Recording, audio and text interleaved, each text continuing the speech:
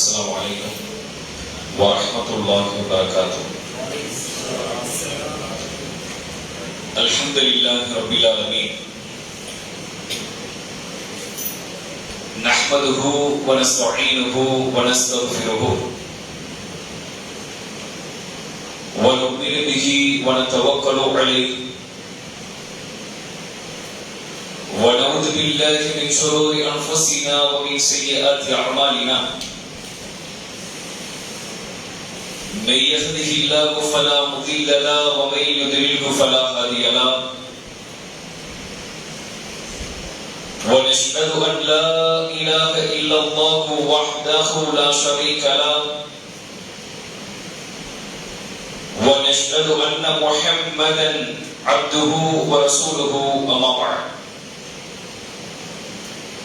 اللهم رب اشرح لي صدري ويسر لي امري واحلل عقدة من لساني يفقهوا قولي. வானங்களையும் பூமியையும் படைத்து அதிலே பல கோடி மனிதர்களையும் உயிர் ஜீவராசிகளையும் வாழச் செய்து தன்னுடைய வல்லமையை இந்த முழு மனித சமுதாயத்திற்கும் நிலைநாட்டிக் கொண்டிருக்கும் ஏக இறைவனாகிய நம்மை படைத்து பரிபாலனம் செய்து கொண்டிருக்கின்ற அந்த ஏக இறைவனாகிய அந்த அல்லாஹ் ஒருவன் மீதே எல்லா புகழும் உண்டாகட்டுமாக.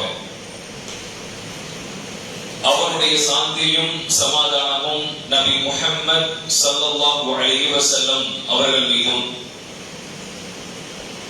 உத்தம சத்திய சகாபாக்கள் சகாபிய பெண்மணிகளின் மீதும், குறிப்பாக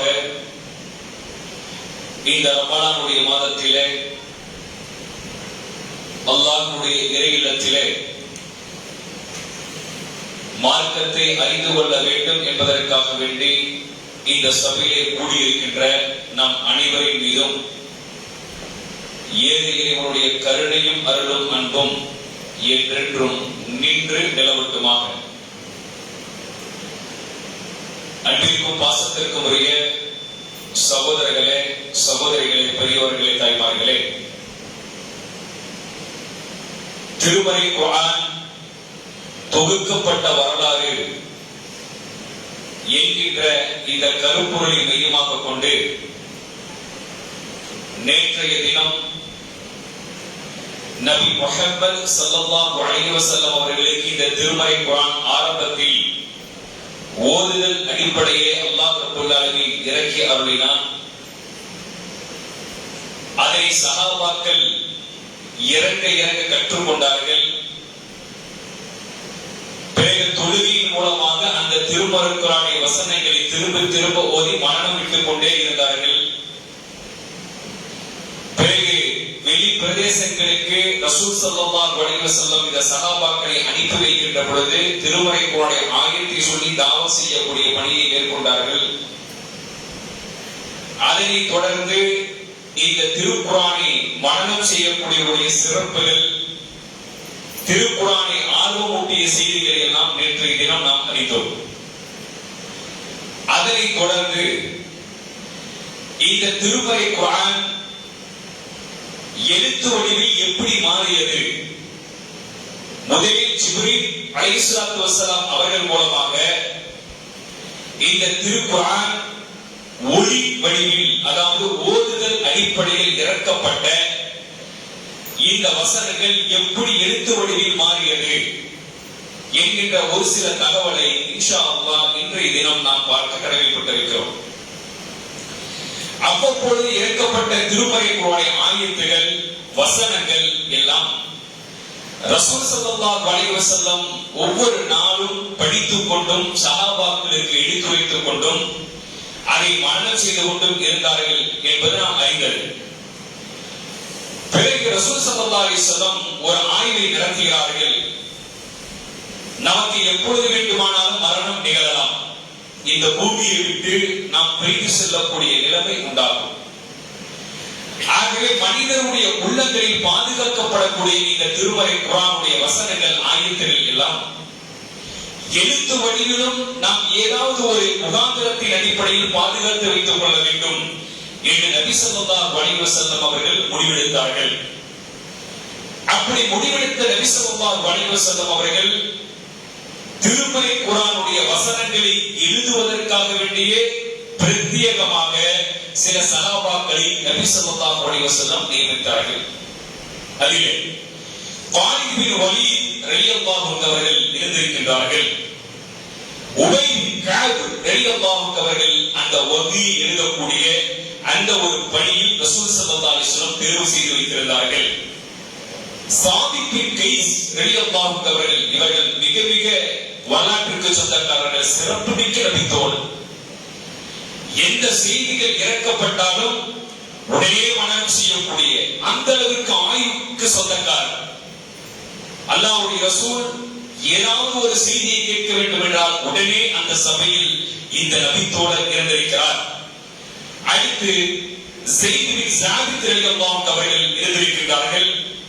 4 கலீஃபாக்கள் இருந்திருக்கிறார்கள். அபூபக்கர் ரலியல்லாஹு அன்ஹு அவர்கள், உமர் ரலியல்லாஹு அன்ஹு அவர்கள், உஸ்மான் ரலியல்லாஹு அன்ஹு அவர்கள், அலி ரலியல்லாஹு அன்ஹு அவர்கள். இவர்கள் எல்லோரும் இந்த திருமறை குர்ஆனை எழுதுவதற்காக வேண்டிய நியமிக்கப்பட்ட சில நபித்தோழர்கள்.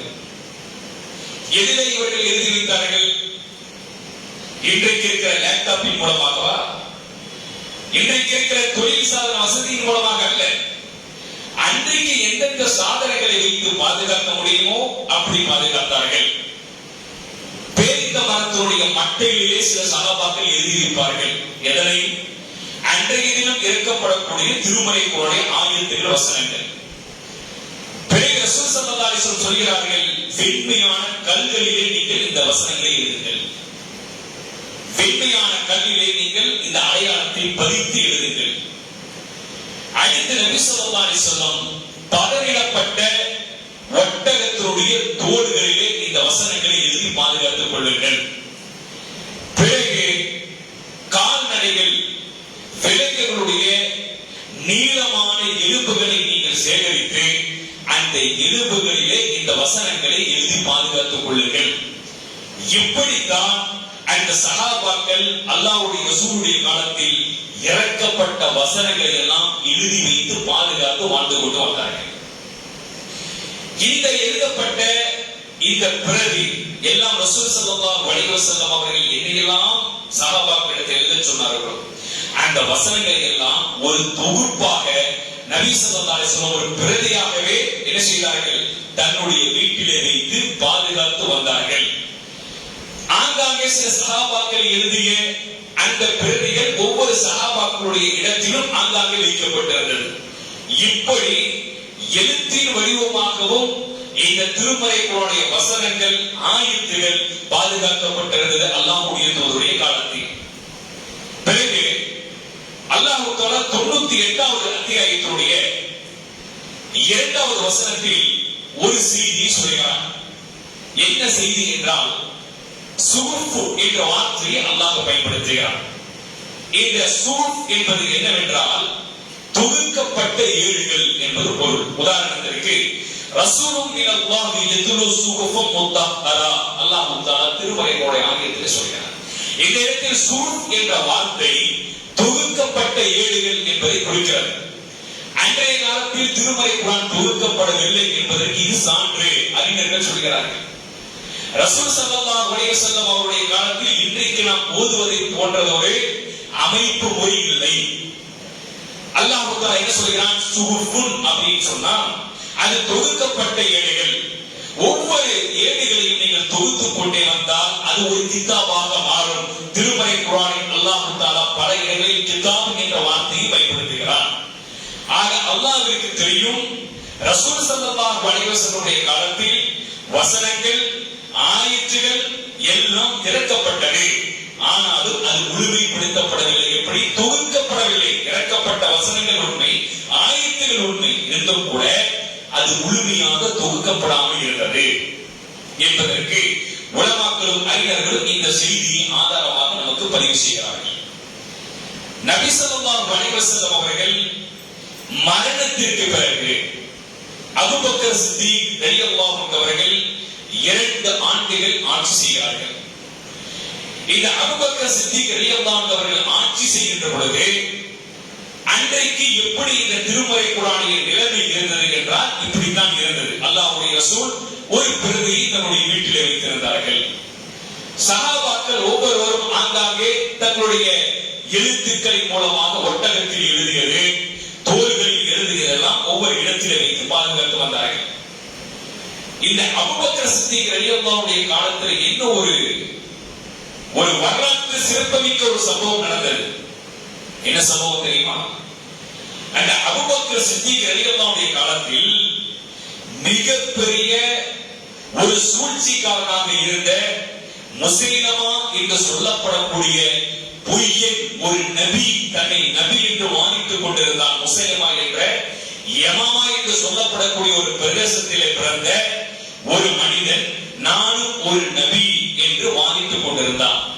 அவன் அழிக்கப்பட்டது இந்த அபூபக்கர் சித்திக் ரலியல்லாஹு அன்ஹு காலத்தில் தான், அந்த ஆட்சியில் தான். இந்த வரலாற்றுடைய நிகழ்வு என்பது மிக நீண்டமான ஒரு செய்தி. அதனுடைய சுருக்கத்தை மட்டும் இந்த இடத்தில் சொல்லி நான் கடந்து செல்கிறேன். என்ன சம்பவம் நடக்கிறது?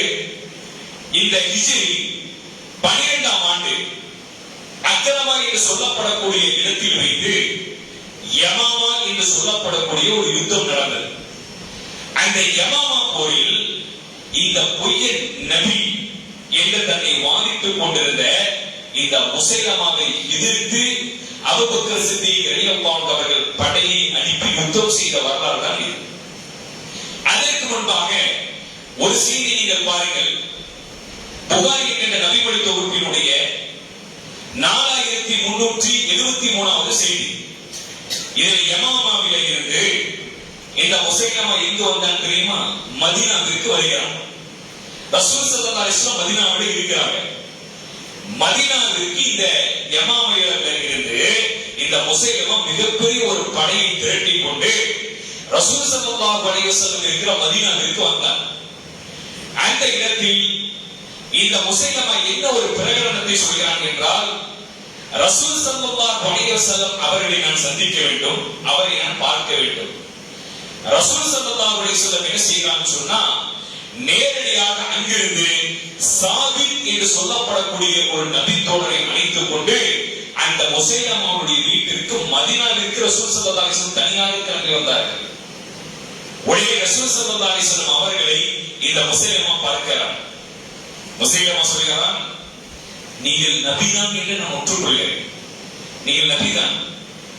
ஆனால் உங்களுக்கும் எனக்கும் ஒரு ஒப்பந்தம் வேண்டும். என்ன ஒப்பந்தம்? என்னிடத்தில் நிறைய ஊர்க்காரர்களை யமாமாவில் இருந்து நான் அழைத்து வந்திருக்கிறேன். நீங்கள் நபியாகவே இருந்து கொள்ளுங்கள், ஒன்றும் பிரச்சனை இல்லை. ஆனால் நீங்கள் மரணித்ததற்கு பிறகு நான் தான் நபியாக இருக்க வேண்டும் என்ற பிரகடனத்தை நீங்கள் மக்கள் மத்தியிலே சொல்ல வேண்டும். இந்த செய்தியை முசைலமா சொல்கிறான். அப்படி நீங்கள் ஒப்புக்கொண்டால் இப்பொழுது உங்களை நபியாக நான் ஏற்றுக்கொள்கிறேன். என்னுடைய படையில் இருக்கிற அத்துணை மக்களும் உங்களை நபியாக பின்பற்றுவார்கள். ஆனால் நீங்கள் மரணித்தால் நான் தான் நபியாக இருக்க வேண்டும் என்கின்ற சிந்தனையில் இந்த மக்கள் எல்லாம் அல்லாஹ்வுடைய ரசூலோடு இணைந்து கொள்வார்கள். அப்படியாவது ரசூல் ஸல்லல்லாஹு அலைஹி வஸல்லம் நபியாக பிரகடனப்படுத்துவார்கள் என்ற ஆசையை அவன் பேசினான். நபி ஸல்லல்லாஹு அலைஹி வஸல்லம் அவர்கள் சொன்னார்கள், கையிலே ஒரு சின்ன ஒரு பேரித்த மரத்துடைய குச்சி ரசூல் ஸல்லல்லாஹு அலைஹி வஸல்லம் வைத்தார்கள். சொன்னார்கள், உன்னுடைய பேச்சிற்கு இணங்க இந்த குச்சியை கூட என்னால் கீழே போட முடியாது. உன்னுடைய வார்த்தைக்கு இணங்க இந்த குச்சியை கூட என்னால் கீழே போட முடியாது. ஒன்றை மட்டும் சொல்கிறேன், நீ என்னை நபியாக இருக்கவில்லை என்றால், என்னுடைய வார்த்தைக்கு உன்னிடத்திலே மதிப்பு இல்லை என்றால், உன்னுடைய முதுகை எனக்கு முகத்திற்கு முன்னால் நீ திருப்பினாய் என்றால் அல்லாஹ்வுடைய மிகப்பெரிய அழிவை நீ எதிர்பார்க்க போகிறாய். நான் கனவில் கண்ட அந்த நபர் நீதான் என்பதை அல்லாஹ் எனக்கு அறிவித்து கொடுத்து விட்டான். அப்படி சொல்லி ரசூல் ஸல்லல்லாஹு அலைஹி வஸல்லம் அந்த மதீனாவிலே அந்த முசைலமாவுடைய இடத்திற்கு சென்று பேசிய வரலாறை நாம் புகாரியினுடைய 4373வது செய்தியாக நம்மால் பார்க்க முடிகிறது. இப்படியே காலங்கள் செல்ல செல்ல ரசூல் ஸல்லல்லாஹு அலைஹி வஸல்லம் மரணத்திற்கு பின்பும் கூட இவன் நபியாகத்தான் தன்னை பிரகடனப்படுத்திக் கொண்டிருக்கிறான் என்பதை அறிந்த இந்த அபூபக்கர் சித்திக் ரலியல்லாஹு அன்ஹு அவர்கள் எப்படியாவது இந்த இந்த முசைலமாவுக்கு ஒரு தீர்வை நாம் படையின் மூலமாக ஒரு அறிவை ஏற்படுத்தியே ஆக வேண்டும் என்ற ஒரு படையை அனுப்பி வைக்கிறார்கள். அந்த படையை அனுப்பி வைத்த போது அந்த படை அந்த முசைலமாவோடு நிற்பதற்கு தாக்கு முடிக்க முடியாமல் அதை பின்வாங்குகிறார்கள். உடனே நபி ஸல்லல்லாஹு அலைஹி வஸல்லம் அவரிடத்திலே பாடங்களை பயின்ற காலித் பின் வலீத் ரலியல்லாஹு அன்ஹு அவர்கள் வேறொரு படைக்கு தலைமை தாங்கி ஒரு யுத்தத்திற்கு சென்றார்கள்.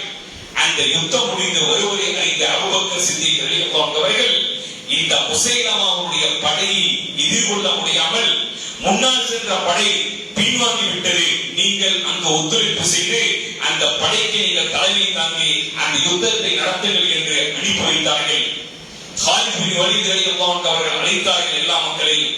அன்சாரிகள் எல்லாம் அன்சாரிகள் ஒரு பக்கமாக இருக்க வேண்டும், முஹாஜிர்கள் எல்லாம் முஹாஜிர்கள் ஒரு பக்கமாக இருக்க வேண்டும். முஹாஜிர்களுக்கு முஹாஜிர்கள் தான் அமீராக இருக்க வேண்டும், அன்சாரிகளுக்கு அன்சாரிகள் தான் அமீராக இருக்க வேண்டும். யுத்தத்தை நாம் நடத்துவோம், அல்லாஹ்வுடைய உதவி நமக்கு கிடைக்கும் என்று காலித் பின் வலீத் ரலியல்லாஹு அன்ஹு அவர்கள் மிகப்பெரிய வீரருக்கு சொந்தக்காரர், மிகப்பெரிய மிகப்பெரிய ரோம பாரசீக மன்னர்கள் எல்லாம் பயந்து நடுங்குவார்கள். இவருடைய வாழ்வை பார்த்து எந்த பட்டியலும் இவர் தோல்வி அடைந்ததே கிடையாது. ஒரு மன்னன் ஒரு முறை இந்த காலித் பின் வலீத் ரலியல்லாஹு அன்ஹுடைய படையை நீங்கள் ஆய்வு செய்து வாருங்கள். அப்படி அவரிடத்தில் என்ன உண்டு? நம்மிடத்தில் பொருளாதாரம் உண்டு, ஆட்சி நம்முடைய கரத்திலே உண்டு, படைகள் நம்மிடத்திலே உண்டு. ஆனால் காலித் பின் வலீத் எந்த படைக்கு தலைமை தாங்கினாலும் அந்த படைகள் வெற்றி கொள்கிறது, ஆய்வு செய்து வாருங்கள் என்று ஒரு மன்னன் ஆள் அனுப்பி வைத்தார். அந்த மன்னன் அனுப்பி வைத்தால் அங்கு நடக்கிற சம்பவங்களை ஒரு நாள் முழுக்க தூரத்திலே இன்று அந்த காலித் பின் வலீத் ரலியல்லாஹு அன்ஹுடைய கூடாரத்தையும் அவர்கள் செய்கிற காரியங்களை எல்லாம் அப்படியே பின்தொடர்ந்து அது என்ன செய்கிறார்கள், வெற்றிக்கு என்ன காரணம் என்கிற அந்த ஒரு செய்திகளை எல்லாம் அறிந்து மன்னனிடத்திலே வந்து சொன்ன செய்தி என்ன தெரியுமா? காலித் பின் வலீத் ரலியல்லாஹு அன்ஹுடைய அந்த குணாதிசயம், அந்த படைக்கு தலைமை தாங்குகிற விதம், ஏன் எந்த படைக்கு இவர் சென்றாலும் வெற்றிக்கு மேல் வெற்றி கிடைக்கிறது என்று ஆய்வு செய்து வந்த அந்த நபர் சொல்கிறார், நம்முடைய நாட்டையும் காலித் பின் வலீத் ரலியல்லாஹு அன்ஹு அவர்கள் தான் கைப்பற்ற போகிறார். சொன்னது யார்? அனுப்பி வைத்தான் மன்னன். மன்னனுடைய புறத்திலே இருந்து சென்ற அந்த உளவாளி அங்கு நடந்ததை எல்லாம் பார்த்துவிட்டு மன்னனிடத்திலே வந்து சொன்னார், நம்முடைய நாட்டையும் நம்முடைய பொருளாதாரத்தையும் நாம் எல்லாம் இழக்க போவது இந்த காலித் பின் வலீத் ரலியல்லாஹு அன்ஹு அவரிடத்திலே தான். என்ன அப்படி அவரிடத்திலே உண்டு? நம்மை விட அவரிடத்திலே ஆண் பலம் உண்டா? நம்மை விட ஆயுத பலம் உண்டா என்றால் இல்லை. அவரிடத்தில் அப்படி என்ன உண்டு? மன்னனை நான் அறிந்தேன், இரவு நேரத்தில் எல்லாம் உறவுகிறார்கள். காலித் பின் வலீத் ரலியல்லாஹு அன்ஹுடைய படையில் இருக்கிற மக்கள் சின்ன சிறு விளக்குகளை கூடாரத்திலே அவர்கள் தொங்க விட்டுக் கொண்டு அழுகுற சப்தத்தோடு அல்லாஹ்விடத்திலே உரையாடுகிறார்கள். யா அல்லாஹ், அதிகாலையிலே நடக்கக்கூடிய இந்த யுத்தத்தில் நீயே எங்களுக்கு பாதுகாப்பை வழங்க வேண்டும். யா அல்லாஹ், அதிகாலையில் நடக்கக்கூடிய இந்த இஸ்லாத்தினுடைய எதிரில் இருக்கும் நடக்கக்கூடிய யுத்தத்தில் உன்னுடைய அருள் மட்டுமே எங்கள் மீது சுமந்திருக்க வேண்டும். நாங்கள் இந்த படையிலே பயணிக்கிறோம், உங்களுடைய உதவி மட்டும் எங்களுடைய படையின் மீது சார்ந்திருக்க வேண்டும் என்று எல்லா ஆண்களும் எல்லா பெண்களும் எல்லா சிறுவர்களும் அந்த கூடாரத்துக்குள் அழுது கொண்டே இருக்கிறார்கள். விடிந்த பிறகு புழுதி பறக்க ஓடுகின்ற சிங்கங்களாக குதிரைகளாக அவர்கள் வீரமிக்கவர்களாக படைக்கு தலைமை தாங்கி அந்த யுத்தத்திற்கு வருகிறார்கள். அவர்கள் இந்த உலகத்தில் வாழ வந்தவர்கள் அல்ல, அவர்கள் மண்ணையோ பொன்னையோ பொருளாதாரத்தையோ நேசிக்கக்கூடியவர்கள் அல்ல, அவர்கள் மறுமையை நேசித்து வந்தவர்கள், மரணத்தை நேசிக்கக்கூடிய கூட்டம் என்று இந்த மன்னனிடத்தில் சொன்னார். அந்த சிப்பாய் சொல்கிறார், உளவாளி, நம்முடைய நாட்டில் இந்த காலித் தான் கைப்பற்றுவார். நாம் உலகத்தை நேசிக்கிற கூட்டம், அவர் ஆகிரத்தை நேசிக்கிற கூட்டம். அதனால்தான் காலித் பின் வலீத் ரலியல்லாஹு அன்ஹு படைக்கு வெற்றி. இந்த படை முசைலமாவை எதிர்க்கிறதுக்காக வேண்டி சொல்கிறார். காலித் பின் வலீத் ரலியல்லாஹு அன்ஹு அவர்களும் அதற்கு முன்பு அனுப்பப்பட்ட அந்த படைகளும் முசைலமாவை தாக்க செய்கிறார்கள். 40,000 நபர்கள் இந்த முசைலமாவுடைய கூட்டத்தில் இருக்கிறார்கள். சஹாபாக்களிடத்திலே நபர்கள் மிக மிக குறைவு. அந்த யுத்தத்தில் இந்த முசைலமா என்ன ஒரு யுக்தி செய்யறான் தெரியுமா? இந்த படையில் இருக்கிற மக்கள், இந்த 40,000 நபர்களுடைய சொத்துக்கள், ஆபரணங்கள் எல்லாத்தையும் கொண்டு வந்து ஒரு இடத்திலே குவிக்க வேண்டும். முசைலமாவுடைய உத்தரவு. நீங்கள் எல்லா பொருளாதாரத்தையும் உங்களுடைய வீடுகளில் எதையுமே வைக்கக்கூடாது. என்ன காரணத்திற்காக இந்த முசைலமா இந்த உத்தரவை செய்தார் தெரியுமா? நம்முடைய பொருளாதாரத்திற்காக வேண்டியாவது நாம் யுத்தத்தில் வெற்றி பெற வேண்டும்.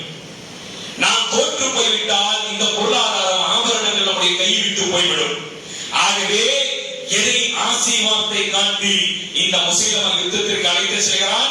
எல்லா வீட்டினுடைய 40,000 நபருடைய பொருளாதாரமும் சொத்துக்களும் ஆபரணங்கள் கொண்டு வந்து ஒரு இடத்தில் குவிக்கப்பட்டு, பிறகு நீங்கள் யுத்தம் செய்யுங்கள் என்று சொன்னான்.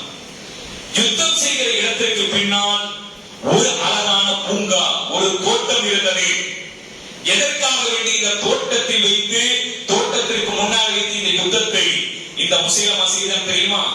ஒருவேளை நம்முடைய படை தோற்று போகிற சூழ்நிலை வந்தால் கோட்டையினுடைய கதவை திறந்து நாம் முடிந்து கொள்ளலாம் என்பதற்காக வேண்டி முசைலமா இந்த ஒரு திட்டத்தை ஏற்பாடு செய்து அந்த யுத்தத்திற்கு வந்தார். சஹாபாக்கள் எல்லாம் இந்த யுத்தம் செய்கிறார்கள். இப்படி யுத்தம் செய்யக்கூடிய அந்த நேரத்தில் காலித் பின் வலீத் ரலியல்லாஹு அன்ஹு அவர்களும் இன்னும் பிற சஹாபாக்களும் அந்த யுத்தத்தை நடத்துகின்ற பொழுது ஒரு சம்பவம் நடந்தது. என்ன சம்பவம்?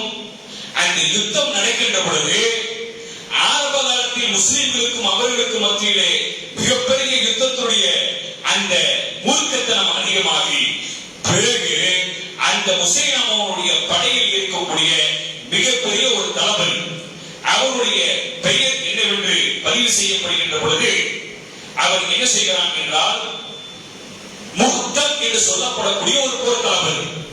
இவன் தான் என்ன செய்கிறான்? இந்த முசைலமாவுடைய அந்த 40,000 நபர்களுக்கு தலைமை தாங்கிய ஒரு தளபதி இந்த முஹ்தம் என்று சொல்லப்படக்கூடிய நபர். இந்த நபரை சஹாபாக்கள் வெட்டுகிறார்கள், கொலை செய்கிறார்கள். ஒரே ஒரு பீதி உண்டாகிறது. நம்முடைய 40,000 நபர்களுடைய போர் தளபதியாக இருந்த இந்த முஹ்தம் என்று சொல்லப்படக்கூடிய நபரை இந்த காலித் பின் வலீத் ரலியல்லாஹு அன்ஹுடைய கூட்டம் கொலை செய்து விட்டது என்ற ஒரு பதட்டம், பயம் அந்த முசைலமாவுடைய படைக்கு வந்து அவர்கள் அப்படியே பின்வாங்க ஆரம்பித்தார்கள். உடனே இந்த முசைலமா பயந்து ஓடி போய் கோட்டைக்குள்ளே ஒளிந்து கொள்கிறான். மீதமிருந்த நபர்களும் உள்ளே ஒளிந்து கொள்கிறார்கள். கோட்டையை திறந்தால்தான் யுத்தம் நடத்த முடியும், இப்படி கோட்டைக்குள்ளே போக முடியும் என்று ஆய்வு செய்கின்ற பொழுது அந்த இடத்தில் வராபின் மாலிக் ரலியல்லாஹு அன்ஹு அவர்கள் சொல்கிறார்கள், நீங்கள் என்னை எப்படியாவது இந்த கோட்டைக்குள்ளே என்னை இறக்குங்கள், முதல் ஆளாக நான் சென்று அந்த கோட்டையை திறந்து விடுகிறேன், பிறகு நீங்கள் எல்லாம் அந்த யுத்தம் நடத்துவதற்காக கோட்டைக்குள்ளே வாருங்கள்.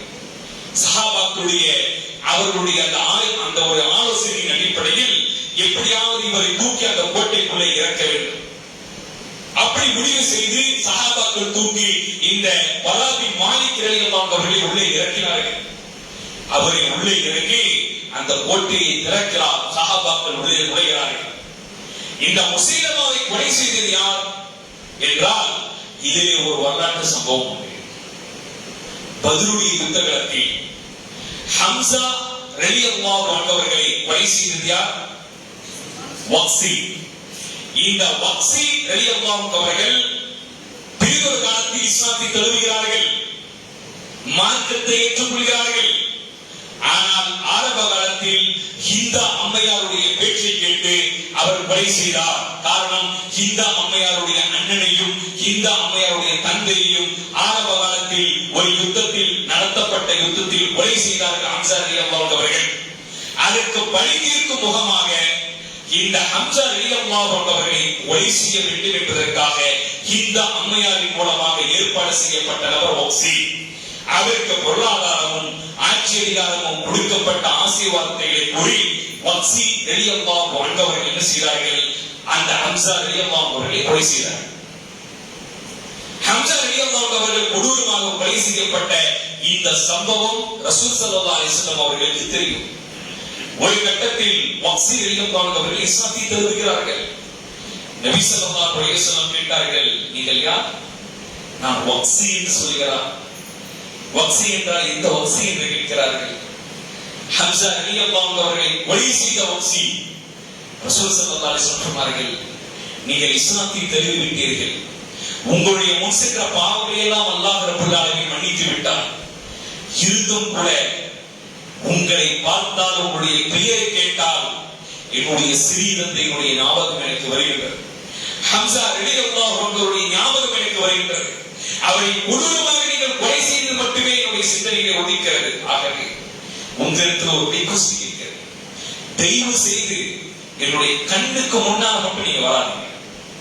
தயவு செய்து என்னுடைய கண்களுக்கு முன்னால் நீங்க வராதீங்க. உங்களை பார்த்தால் என்னுடைய சிறிதத்தினுடைய ஞாபகம் வருகிறது என்று ரசூல் ஸல்லல்லாஹு அலைஹி வஸல்லம் ஒரு கட்டத்திலே வக்சி ரலியல்லாஹு அன்ஹு அவர்கள் சொல்லியிருந்தார்கள். இந்த இடத்தில் வக்சி ரலியல்லாஹு அன்ஹு அவர்கள் என்ன நினைக்கிறார்கள் தெரியுமா? எப்படியாவது நான் செய்த இந்த கொலைக்கு இந்த கரையை துடைக்க ரசூல் ஸல்லல்லாஹு அலைஹி வஸல்லம் அவர்களிடத்தில் அன்பை பெற நான் இன்னொரு காரியத்தை செய்ய வேண்டும். அது என்ன? இந்த முஸைலமாவை நான் கொலை செய்ய வேண்டும். அப்படி நான் கொலை செய்தால் அதற்கு இது மாறாக, அதற்கு இது கரை தீர்ப்பதாக மாறி போய்விடும் என்று சொல்லி ஒரு எண்ணத்தில் அந்த கோட்டைக்குள்ளே புகுந்த ஆசிப் பின் மாலிக் ரலியல்லாஹு அன்ஹு அவர்கள் அந்த கோட்டைக்குள்ளே புகுந்து கதவை திறக்க இன்னவர சஹாபாக்கள் எல்லாம் உள்ளே நுழைய எல்லாம் அந்த படையை தயார் செய்து கொண்டிருந்த அந்த முஸைலமாவுடைய படையை எதிர்த்து சஹாபாக்கள் யுத்தம் செய்ய வக்சி நேரடியாக சென்று இந்த முஸைலமாவை கொலை செய்தார். ஹிஜ்ரி 12ஆம் ஆண்டு இந்த யமாமாவுடைய யுத்தத்தில் இந்த ரசூல் ஸல்லல்லாஹு அலைஹி வஸல்லம் மரணத்திற்கு பிறகு இந்த ஒரு சம்பவம் நடந்தது. இந்த சம்பவத்தில் கிட்டத்தட்ட 1200 சஹாபாக்கள் மரணிக்கிறார்கள். இந்த 1200 சஹாபாக்களில் நிறைய நபர்கள் குர்ஆனை மனனம் செய்தவர்கள் மரணித்து போகிறார்கள். குர்ஆனை மனனம் செய்த ஹாஃபில்கள் மரணிக்கிறார்கள். ஒரு சில நபிமொழிகளில் 700 ஹாஃபில்கள் மரணிக்கிறார்கள் என்றும், ஒரு சில நபிமொழிகளில் 500 என்றும், ஒரு சில நபிமொழிகளில் ஒரு 100க்கும் மேற்பட்ட சஹாபாக்கள் என்றெல்லாம் வருகிறார்கள். ஆகமொத்தத்தில் சஹாபாக்களில் குர்ஆனை மனனம் செய்தவர்கள் சில பேர் மரணிக்கப்படுகிறார்கள். இந்த மரண நிகழ்வு நடத்தப்பட்ட உடன்தான் உமர் ரலியல்லாஹு அன்ஹு அவர்கள் அவசர ஆலோசனை நடத்துகிறார்கள். இந்த யுத்தத்திற்கு பிறகு, இந்த யமாமாவுடைய யுத்தத்திற்கு பிறகு உமர் ரலியல்லாஹு அன்ஹு அவர்கள் ஓடி வருகிறார்கள். ஒரு ஆலோசனை குழுவை நியமித்து எப்படியாவது ஒரு ஆலோசனை குழுவிலே அபூபக்கர் சித்திக் ரலியல்லாஹு அன்ஹு அவர்களிடத்தில் வந்து, நாம் நம்முடைய வாழ்க்கையில் நிறைய ஹாஃபில்களை இழந்து கொண்டிருக்கிறோம், நிறைய குர்ஆனை மனனம் செய்தவர்களை இழந்து விட்டோம் இந்த யுத்தத்தில். இனி மேற்கொண்டும் நாம் இப்படி இருக்க கூடாது, நாம் அடுத்த கட்ட முயற்சிக்கு நாம் செல்ல வேண்டும். இப்படியே இந்த சஹாபாக்கள் நம்மை விட்டு போய்கொண்டே இருந்தால், கல்வியை அறிந்தவர்கள், திருமறை குர்ஆனை கற்றவர்கள், ஆசிரியர்கள், கல்விமான்கள் நம்மை விட்டு சென்றால் இந்த சமுதாயத்தில் குழப்பம் அதிகரிக்கும், மிகப்பெரிய சைத்தானுடைய சூழ்ச்சிகள் உருவாகும், பல நாடுகளில் இருக்கும் மாற்று தீர்ப்புகள் வழங்கப்படாத சூழலை உண்டாகும். ஆகவே இதற்கு ஒரு வழிவகையை நாம் செய்ய வேண்டும் என்ற அவசர ஆலோசனை கூட்டம் உமர் ரலியல்லாஹு அன்ஹு அவருடைய தலைமையில் அபூபக்கர் சித்திக் ரலியல்லாஹு அன்ஹு அவர்களை அமர வைத்து ஒரு ஆலோசனை கூட்டம் நடந்தது. இன்ஷா அல்லாஹ் இந்த ஆலோசனை கூட்டத்தில் என்ன முயற்சிகள் மேற்கொள்ளப்பட்டது, இதற்கு பிறகு எப்படிப்பட்ட முடிவுகள் எடுக்கப்பட்டது, அதற்கு பிறகு நடந்த சம்பவங்கள் என்ன என்பதை இன்ஷா அல்லாஹ் நாளை தினம் நாம் பார்ப்போம். எந்த செய்தியை கேட்டோமோ அறிந்தோமோ அதன் அடிப்படையில் வாழ்ந்து மரணிக்கிற நல்லதொரு பக்குவத்தையும் பாக்கியத்தையும் வல்ல ரஹ்மான் நம் அனைவருக்கும் தந்த அருள்வானாக. வாஹிர் தவானா அல்ஹம்துலில்லாஹி ரப்பில் ஆலமீன். வஸ்ஸலாமு அலைக்கும் வரஹ்மத்துல்லாஹி வபரகாத்துஹு.